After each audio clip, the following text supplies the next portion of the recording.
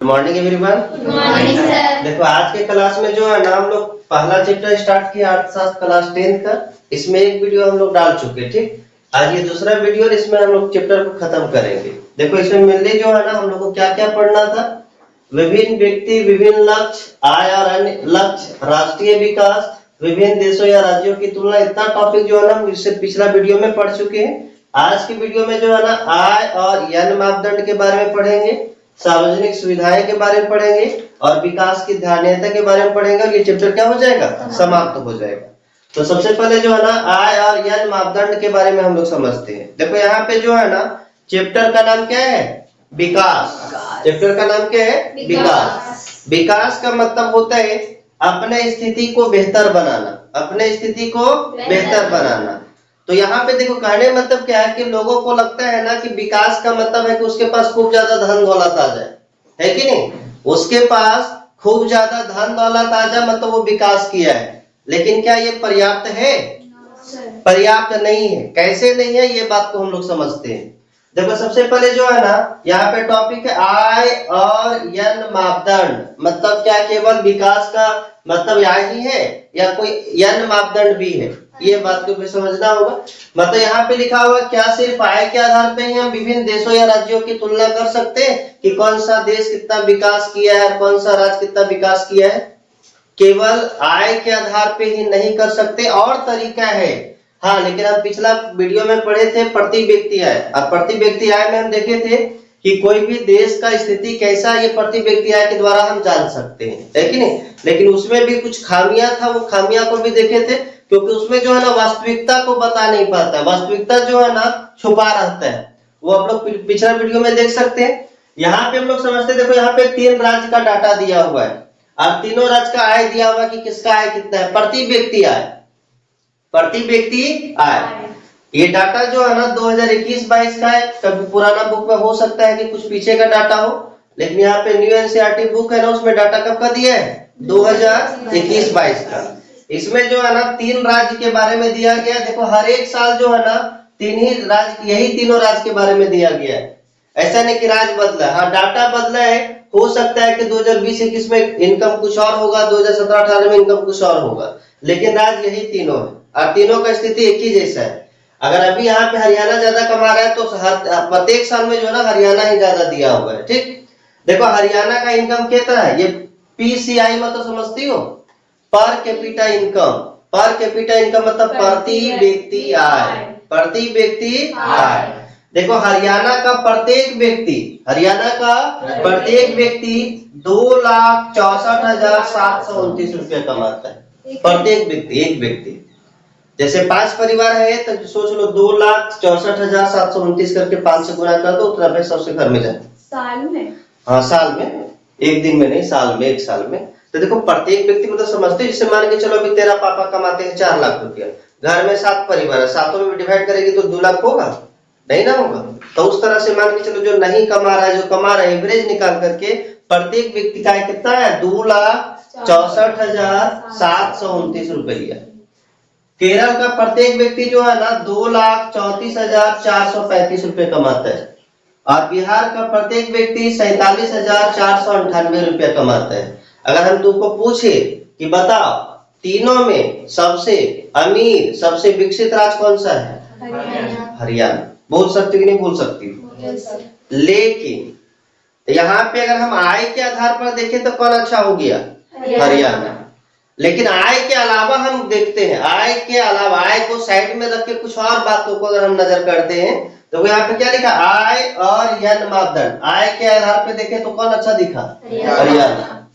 लेकिन कल्पना करो कि हरियाणा का प्रत्येक व्यक्ति बीमार रहता हो, ठीक, उसका स्वास्थ्य बहुत खराब रहता हो, वहां पे शिक्षा व्यवस्था बहुत कम अच्छा है, स्वास्थ्य व्यवस्था बहुत कम अच्छा है, तब बोलो क्या हम उसको अच्छा बोल सकते हैं? नहीं बोल सकते। देखो यहाँ पे कुछ डाटा दिया है जिसमें वही तीनों राज्य के बारे में दिया गया है, हरियाणा, केरल, बिहार। एक दिया है शिशु मृत्यु दर। शिशु मृत्यु दर किसको बोलते हैं? 1,000 जीवित बच्चा में जो जन्म होता है ना बच्चा का, 1,000 जीवित बच्चा का जन्म हुआ, ठीक। और वो जन्म के 1 वर्ष के अंदर कितना बच्चा मर गया, उस मरे हुए बच्चा को बोला जाता है शिशु मृत्यु दर। जैसे मान के चलो बच्चा जो जन्म होना चाहिए वो कैसा जीवित बच्चा, उसमें देखा जाता है कि कितना मरा। जैसे मान के चलो 1000 बच्चा का जन्म हुआ और 10 बच्चा जो है ना 1 साल के अंदर मर गया, तो जो मरे हुए बच्चा है ना उसको बोलते हैं शिशु मृत्यु दर 5 हुआ। कितना हुआ? 5 हुआ। तो पहला है शिशु मृत्यु दर, ये 2020 का डाटा दिया है। ठीक, देखो यहाँ पे जो है ना हरियाणा में 28 बच्चा मर जाता है। 1000 जीवित बच्चा जन्म लेता है, उसमें कितना बच्चा मर जाता है?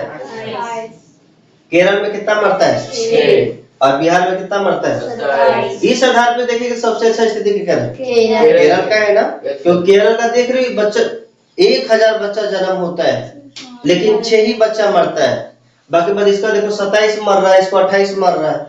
तो इसमें अगर पूछा जाए ना कि शिशु मृत्यु दर ज्यादा अच्छा किसका है? केरल का, मात्र 6 बच्चा। ये भी पूछता है कि केरल में शिशु मृत्यु दर क्यों है, कम क्यों है? आखिर केरल में शिशु मृत्यु दर इतना कम है तो आखिर क्यों है? पहला 2 रीजन इसमें याद रखना है कि यहाँ का ज्यादातर महिलाएं जो है ना नर्स है। क्या है? नर्स है। और जो महिला नर्स है ना वो भली भांति अपना बच्चे के बारे में जानती है कि उसका बच्चा में क्या दिक्कत हो रही है। जैसे मान के चलो नॉर्मल कोई व्यक्ति है तो उसका बच्चा में जब वो लक्षण पूरा चरम सीमा में पहुंच जाएगा ना तब लगेगा ये चीज हुआ है कि नहीं? जॉन्डिस हो गया, पूरा लक्षण दिख गया, पूरा सबको पता चल गया ना कि पूरा पिल्ला हो गया है, तब लगेगा चलो जॉन्डिस हुआ है।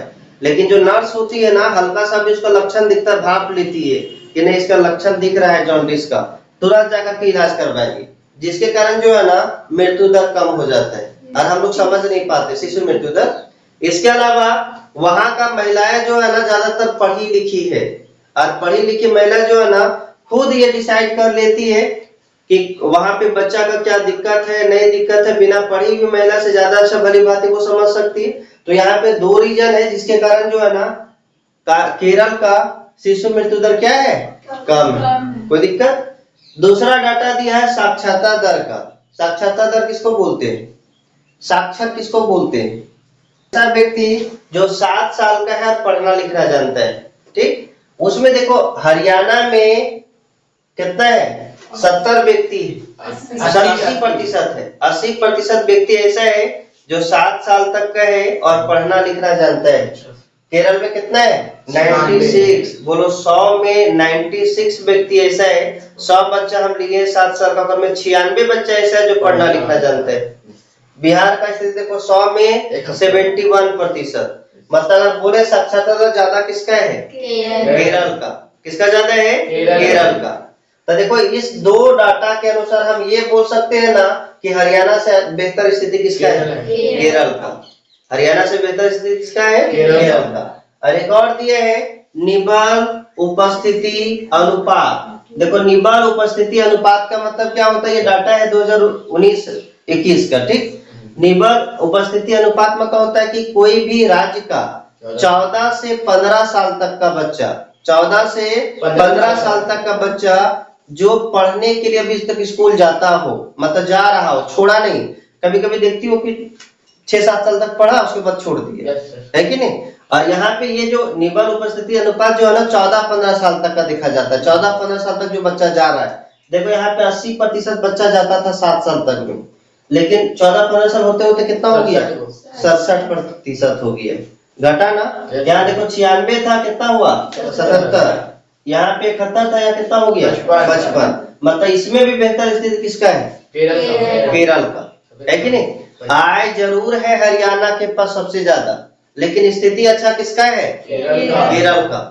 तो क्या हम बोल सकते हैं कि हरियाणा ही सबसे अच्छा है? नहीं, केरल भी है ना। तो इसी आधार पे जो है ना हम लोग पिछला क्लास में पढ़े थे कि कोई भी देश या राज्यों की तुलना हम प्रति व्यक्ति आय के द्वारा कर सकते हैं। लेकिन एक और डाटा होता है जिसको बोलते हैं मानव विकास रिपोर्ट। मानव विकास रिपोर्ट, ह्यूमन डेवलपमेंट रिपोर्ट जिसको बोला जाता है। और ये मानव विकास रिपोर्ट के द्वारा जो है ना आय बोला गया है कि आय ही केवल पर्याप्त नहीं है कि कोई भी देश या राज्यों की तुलना करने में कि कौन सा राज्य का स्थिति कैसा है, कौन सा देश का स्थिति कैसा है। केवल राज्य ही पर्याप्त, केवल आय ही पर्याप्त नहीं है। इसके अलावा शिक्षा भी देखा जाता है कि उसका शिक्षा व्यवस्था कैसा है, स्वास्थ्य भी देखा जाता है कि उसका स्वास्थ्य कैसा है। इसके अलावा प्रति व्यक्ति आय भी देखा जाता है, मतलब प्रति व्यक्ति आय के साथ साथ शिक्षा और स्वास्थ्य पे ध्यान दिया जाता है। प्रति व्यक्ति आय के अलावा शिक्षा और स्वास्थ्य पे भी ध्यान दिया जाता है और इसी डाटा को बोलते हैं मानव विकास रिपोर्ट। एक था प्रति व्यक्ति आय औसत आय। प्रति व्यक्ति आय कौन जारी करता था? वर्ल्ड बैंक, अरे विश्व बैंक जारी करता था ना। और विश्व बैंक जो रिपोर्ट जारी करता था उसको क्या बोलते थे? विश्व विकास रिपोर्ट। उसी तरह से मानव विकास रिपोर्ट जो जारी करता है ना, वो कौन जारी करता है? यूएनडीपी। कौन जारी करता है? UNDP, United Nation Development Programme. Hindi में बोलेंगे तो संयुक्त राष्ट्र विकास कार्यक्रम। मतलब अगर तुम लोग को पूछा जाए ये बात को कि कोई भी देश या राज्यों की तुलना करने में सबसे अच्छा रिपोर्ट किसका होता है? मानव विकास रिपोर्ट होता है कि विश्व विकास रिपोर्ट होता है? दोनों में बेहतर कौन है? मानव विकास रिपोर्ट, क्योंकि विश्व विकास रिपोर्ट के अंतर्गत केवल आय को ही देखा जाता है। केवल किसको देखा जाता है? आय को। लेकिन मानव विकास रिपोर्ट के अंतर्गत जो जारी होता है ना, उसमें आय के अलावा शिक्षा और स्वास्थ्य को भी देखा जाता है कि तेरा आय भी अच्छा होना चाहिए, वहां का शिक्षा भी बेहतर होना चाहिए और वहां स्वास्थ्य का स्थिति भी कैसा है, ये सब देखा जाता है और सबको मिला करके डाटा निकालता है कि किसका स्थिति बेहतर है। समझ गई? इस अनुसार जो है ना, देखो कहने का मतलब क्या है कि श्रीलंका से राष्ट्रीय आय भारत का तो ज्यादा होगा, ये कोई डाउट नहीं है कि नहीं? वहां का आय जरूर ज्यादा, लेकिन अगर तुम देखेंगे ना मानव विकास रिपोर्ट के अनुसार भारत का जितना भी पड़ोसी देश है उसमें अच्छा स्थिति किसका है? तो भारत का नहीं है। भारत से भी बेहतर स्थिति है श्रीलंका का। किसका है? श्रीलंका का। देखो एचडीआई जो है ना, ह्यूमन डेवलपमेंट इंडेक्स जो होता है ना, ये निकाला गया था। उसमें जो है ना 193 देशों का एचडीआई निकाला गया है, ह्यूमन डेवलपमेंट रिपोर्ट की कौन सा देश का डेवलपमेंट कैसा हुआ है। उसमें 193 देश का निकाला गया है, जिसमें भारत का नंबर रैंकिंग कितना है? 134 नंबर पे भारत है, लेकिन श्रीलंका कितना नंबर पे? 78 नंबर पे। वो लेकर सिर्फ बेहतर है कि नहीं है? है ना? तो याद रखना कि मानव विकास रिपोर्ट के अनुसार भारत का वह कौन सा पड़ोसी देश है? मानव विकास रिपोर्ट के अनुसार भारत का वह कौन सा पड़ोसी देश है जिसका स्थिति भारत से बेहतर है? कौन सा हो जाएगा? श्रीलंका। कौन हो जाएगा? श्रीलंका। कोई दिक्कत? यहाँ पे समझ गई? अगर तुम लोग को ये पूछा जाए कि मानव विकास रिपोर्ट किसके द्वारा जारी होता है? यूएनडीपी के द्वारा। और विश्व विकास रिपोर्ट किसके द्वारा जारी होता है? विश्व बैंक के द्वारा। अगर तुम लोग को ये पूछा जाए मानव विकास रिपोर्ट बेहतर है या विश्व विकास रिपोर्ट बेहतर है? मानव विकास रिपोर्ट। अगर तुम लोग को ये पूछा जाए विश्व विकास रिपोर्ट के अंतर्गत क्या देखा जाता है? राष्ट्रीय आय को देखा जाता है ना, प्रति व्यक्ति आय को देखा जाता है। क्या देखा जाता है? प्रति व्यक्ति आय। लेकिन अगर पूछ दे मानव विकास रिपोर्ट के अंतर्गत प्रति व्यक्ति आय के अलावा और क्या देखा जाता है? शिक्षा और स्वास्थ्य। शिक्षा और स्वास्थ्य। तो ये था तुम लोग को आय और यन मापदंड। अब अगला हम लोग चलते हैं कौन सा? सार्वजनिक सुविधाएं। लिख लो, पहले लिख लो।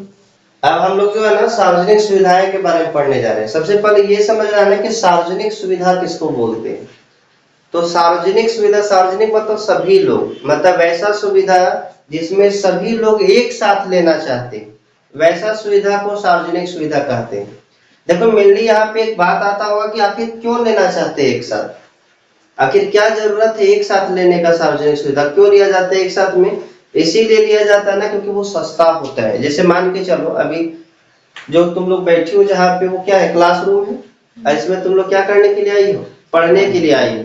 लेकिन यहाँ पे तुम जो पढ़ रही हो ना, वहाँ पे ये सार्वजनिक सुविधा मिल रहा है, मतलब सभी लोगों को एक ही साथ सुविधा मिल रहा है और तुम लोग इसीलिए एक ही साथ लेना चाह रहे हो क्योंकि तुम लोग को सस्ता पड़ रहा है।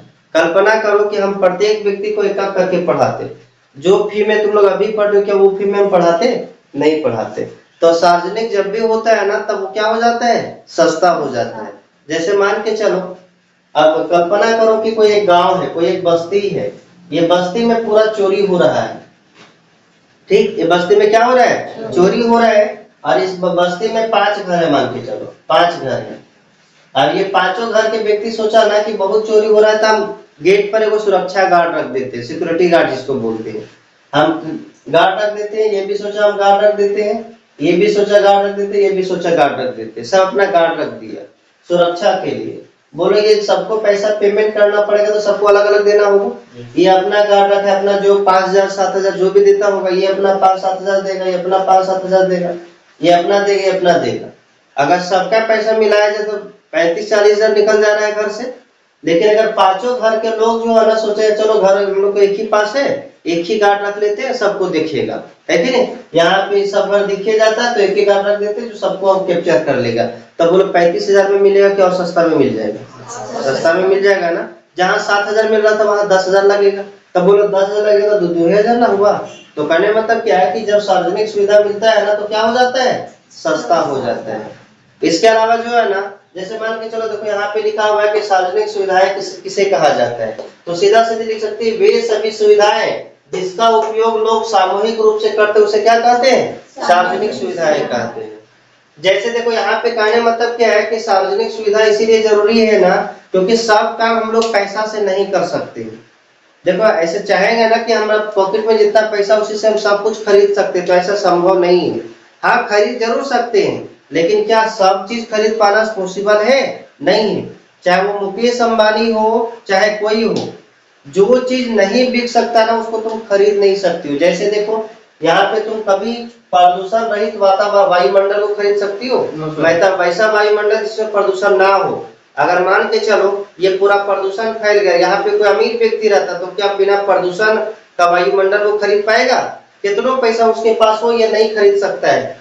इसके अलावा बिना मिलावट की दवाएं, जो दवा बनता है ना उसमें जरूर कुछ मिलावट रहता है। अब तुम सोचेगी कि मेरा बुखार लगा है, हमारे लिए अलग पर्सनल दवा हो जिसमें मिलावट ना हो, ताकि तुम्हारे लिए अलग प्रोडक्शन हो जाएगा? नहीं हो पाएगा। तो ना तुम प्रदूषण रहित वायुमंडल खरीद सकती हो, ना मिलावट की दवा खरीद सकती हो, ना संक्रमण बीमारी को तुम खरीद सकती हो। ऐसा नहीं ना कि तोरा पास पैसा है तोरा पास कोरोना नहीं आएगा। अरे कोरोना जब आया था तो ऐसा थोड़ी पैसा दे करके आता था, जेकर पास पैसा ओकर पास नहीं सटेंगे, जेकर पास नहीं ओकरा पास सटेंगे, ऐसा होता है? तो कहने मतलब क्या है कि तेरा पास कितना भी पैसा हो, ये पैसा जो है ना सब कुछ नहीं खरीद सकता है। अगर पैसा सब कुछ खरीद सकता तो ये सब चीज खरीदा जा सकता था।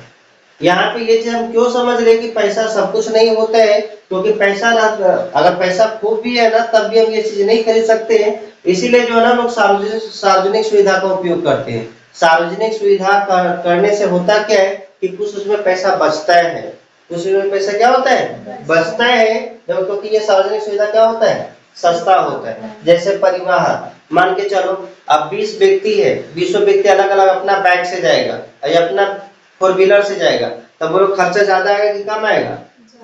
ज्यादा। वही 20 व्यक्ति जो है ना एगो बस में बैठ गया तब उसमें खर्चा क्या आ जाएगा? कम आएगा ना। तो कहने मतलब क्या कि प्रत्येक व्यक्ति का 20-20 रुपए खर्चा हुआ, और सब अलग अलग अपन गाड़ी से जाएगा तो 400-500 करके खर्चा होता है। तो देखो यहाँ पे जब भी सार्वजनिक सुविधा उपयोग में लाया जाता है तो क्या हो जाता है? सस्ता हो जाता है। जैसे परिवहन, सिक्योरिटी गार्ड या सुरक्षा गार्ड, ये सब क्या हो जाता है? सस्ता हो जाता है। और इससे जो पैसा बचा उस पैसा को हम अन्य कारकों में सुधार ला सकते हैं। जैसे शिक्षा का स्थिति बेहतर कर सकते हैं, स्वास्थ्य का स्थिति बेहतर कर सकते हैं, है कि नहीं? अरे जहाँ पे मेरा पैसा बचा तो हम अन्य चीज को और विकसित कर सकते नहीं कर सकते? इसीलिए लोग क्या करते हैं? सार्वजनिक सुविधा का प्रयोग करते हैं ताकि हमें वो कम खर्चा हो, और जो मेरे पास पैसा बचे उस पैसा को हम क्या करें? अन्य कारकों में खर्चा कर सके। जैसे शिक्षा का स्थिति बेहतर कर सकते हैं, स्वास्थ्य का स्थिति बेहतर कर सकते हैं। यहाँ पे एक और टॉपिक है जो बहुत ही ज्यादा जरूरी है, जिसको बोलते हैं BMI। कौन आई? BMI। BMI मतलब body mass index. Body mass index, इसको हिंदी में बोलते हैं शरीर द्रव्यमान सूचकांक। मतलब मेरा वजन जो है ना लंबाई के अनुसार ठीक ठाक है कि नहीं, ये बात पता करना। जैसे नहीं देखती कोई खूब लंबा है, पतला है, खूब लंबा है, कम पतला है, छोटा है, खूब मोटा है, तो कहने मतलब नहीं बोलता कि लड़का जो है ना फिट है, फीट किसको बोला जाता है वो बात समझना है। देखो उसके लिए एक फॉर्मूला है बीएमआई निकालने का, बॉडी मास इंडेक्स, मतलब उसका लंबाई के अनुसार वजन है कि नहीं, मतलब कितना लंबा में कितना वजन होना चाहिए। वो 5 फीट लंबा तो उसका वजन कितना होना चाहिए, वो 10 फीट लंबा तो उसका वजन कितना होना चाहिए। ऐसा नहीं कि 5 फीट, अगर कोई 5 फीट है तो 25 किलो रहना चाहिए, तो 10 फीट वाला भी 25 किलो रहना चाहिए। यहाँ पे जो है ना, इसमें ये ज्ञात होता है कि किसके लंबाई के अनुसार वजन कितना होना चाहिए, या तो लंबाई के अनुसार उसका वजन ठीक ठाक है कि नहीं है। देखो उसके लिए फॉर्मूला होता है भार बटा ऊंचाई। भार जो है मतलब उसका पूरा वजन, और वजन दिया जाता है किसमें, केजी में, और ऊंचाई किसमें लिया जाता है, मीटर में। हम लोग जो ऊंचाई फीट में नापते हैं ना, तो फीट में नहीं नापना है, उसको मीटर में नापना है। लगभग जो है ना 1 मीटर में 3.5 फीट, 1 मीटर बराबर 3.28 1 फीट, 1 मीटर बराबर 3.28 फीट होता है। ठीक, तो कहने का मतलब क्या है कि फीट हम लोग इसे ऊंचाई जनरली किसमें मापते हैं, फीट में। जैसे हम लोग मान के चलो 5 फीट 5 इंच लगभग कोई व्यक्ति है ना, तो लगभग वो 1.5 मीटर के बराबर 1.6 मीटर के बराबर है। तो वहां पे कन्वर्ट करने के लिए तुम लोग नहीं जानते तो मोबाइलों में कर सकती हो कि 5 फीट 5 इंच बराबर कितना मीटर होता है, तो वहां पे मीटर में आ जाएगा, समझ गई।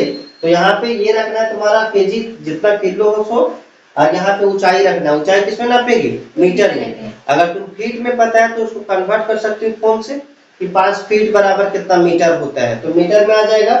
दोनों को तुम भागा दे देगी, भार ऊपर लिखेगी, ऊंचाई नीचे लिखेगी, दोनों को भागा देगी, तो कुछ तो आएगा ना, 12 13 14 15 16 17 कुछ तो आएगा ना। तो देखो अगर 18 से 25 के बीच में कोई संख्या आ रहा है, 18 से 25 के बीच में आ रहा है, तो उसको बोला जाता है चलो ठीक ठाक है, फीट है, ना पतला है ना मोटा है, मतलब जिसका वजन जितना है ना उतना लंबाई के अनुसार ये ठीक ठाक है। मतलब 18 से 25 के बीच में आएगा। तो अगर 18 से कम आए तो उसको बोलते हैं कुपोषण है। कुपोषण मतलब समझती हो, पतला दुबला है, अपना खाने पीने की जरूरत है, शरीर को थोड़ा सा और विकास करने का जरूरत है कि नहीं, बहुत ज्यादा पतला दुबला है, मतलब जिसको बोलते हैं कमजोर बच्चा है। कितना से नीचे आ जाए, 18 से नीचे। अगर पूछा जाए जिसका बॉडी मास इंडेक्स 18 से कम हो वह व्यक्ति कैसा होता है, तो कुपोषित होता है। कुपोषित मतलब होता है कि वो कमजोर बच्चा है, उसको खाने की जरूरत है। ये तुम लोग अपना निकाल के देख सकती हो। अगर 18 से नीचे आया, क्या कुपोषण में आते सर, हाँ तो कुपोषण में आते तो तुम्हें ये खाने की जरूरत है, खा के मोटा हो। ठीक, तो 18 से कम आया मतलब कुपोषित है, और अगर 25 से ऊपर आया मतलब ये ज्यादा खा लिया है, ये कुपोषित नहीं है, अगर और घटने की जरूरत है कि नहीं। तो जिस तरह से अपना देखना बॉडी मास इंडेक्स निकाल करके, अगर 18 से 25 के बीच में आया मतलब क्या है, ठीक है। अगर 25 से ऊपर आया तो ज्यादा खा पी लिया है, तनिक कम करने की जरूरत है, और 18 से कम आया तो उसको ज्यादा खाने की जरूरत है।